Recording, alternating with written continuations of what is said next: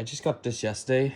Kind of like this battery tester here, but slight difference. So this one does take an 9-volt battery, and of course when I plug it into the top of this, it is a little bit finagling, but you see it goes to 0, then goes to 9. Can't see that. See, 0, then 9. It just does that because I think it's probably trying to load the voltage. Let's plug this back in. This is like my HDMI tester that needs at least a normal battery.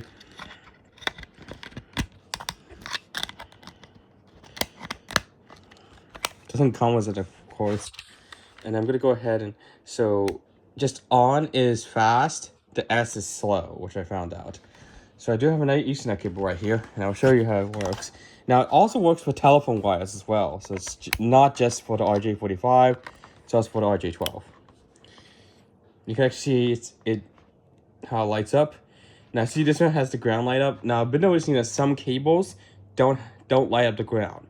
I have a feeling it's due to cost saving, and like HDMI cables, they're relying on the equipment to be grounded. They're relying on the equipment to be grounded. Because, you know, there goes the Ethernet cable. Because this cable here doesn't have a ground wire. And I believe, so it's just relying on the equipment alone to simply ground the cable. So if I unplug this, see, this one says not ground, but I have that this cable does have a ground, so it's just because the equipment's connected to. So if I go ahead and this is a Cat A cable. So I see here, see ground lights up. So some devices don't have a ground, and sometimes some of these cables just simply rely on the equipment to be grounded. So if I plug it back into my computer again, see when it goes on to 8, ground does not light up. I have a feeling it's just because plus there's no ground that's here. I have a feeling it's basically trying to rely on the equipment to be grounded. But since not a lot of devices use the ground, I doubt it.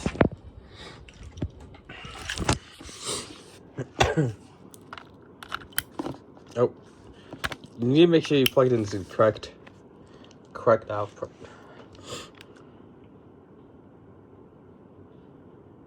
You see, this one doesn't have ground because it's I think the only reason why they sometimes eliminated the ground wire is because they rely like HDMI cables. They rely on the equipment to be grounded. So,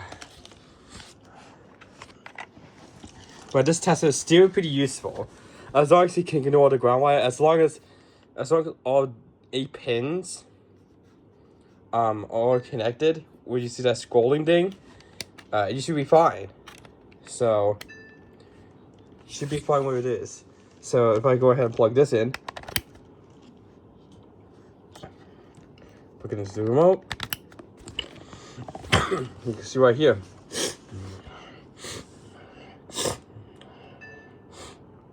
You see that the ground lights up.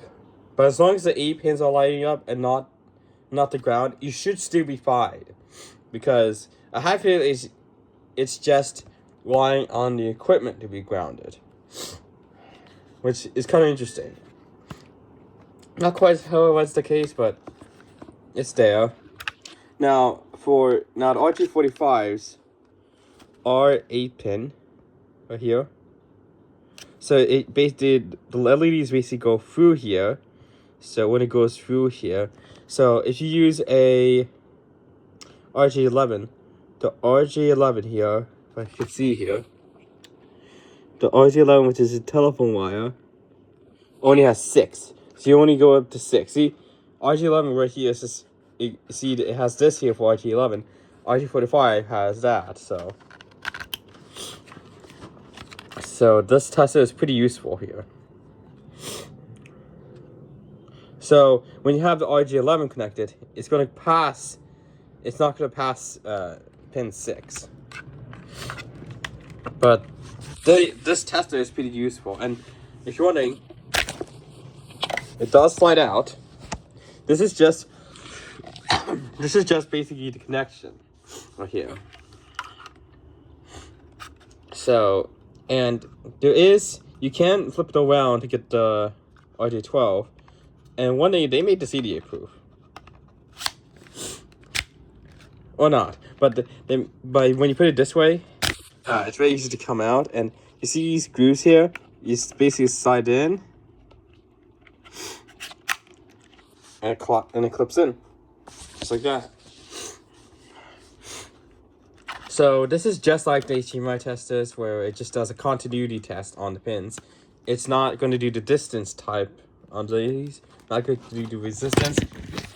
Sorry, but at least it's gonna do where that. It's going to do the continuity test. So if I turn this on,